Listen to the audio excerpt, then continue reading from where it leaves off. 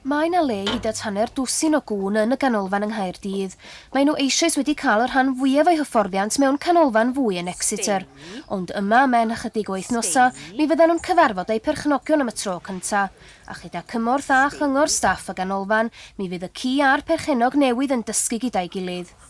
Mae yna 120 o ddeillion yn defnyddio cŵn yn ne a gorllewin Cymru. Ac am y tro cynta rwan mi fydd na help llaw o fewn tafliad carreg iddyn nhw. Mae'n bwysig iawn i ni yng Nghymru i gael beth fel un yn Nghaerdydd.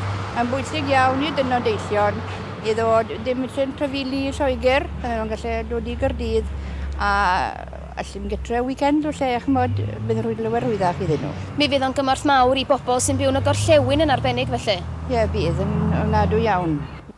John Harris oedd y gŵr cyntaf i ddefnyddio'r cyfleustera yng Nghaerdydd, a'r gobaith ydy y bydd 10 ar 20 o bobl tebyg yn cael hyfforddiant gyda'i cŵn yn flynyddol yma. Mae hi'n broses hir a gofalus i sicrhau bod y cŵn yn gallu gwneud ei gwaith yn iawn, a dygymod ar nifer o sefyllfaoedd sy'n wynebu'r deillion bob dydd. Ac mae'r Gymdeithas yn gweld y fenter yn holl bwysig mwyn rhoi annibyniaeth i'r deillion.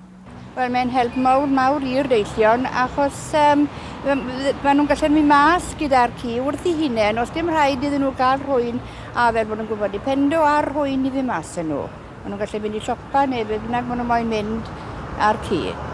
Wrth gwrs mae'r ganolfan wedi costio cryn dipyn o arian i'w sefydlu. Ydy o'n mynd i fod yn broblem rwan i godi'r arian i gadw'r ganolfan mae fynd? O na, dim yn credu mae dyn maen nhw'n ddaw ofnadw i roi arian at yr deillion, maen nhw'n ddaw ofnadw.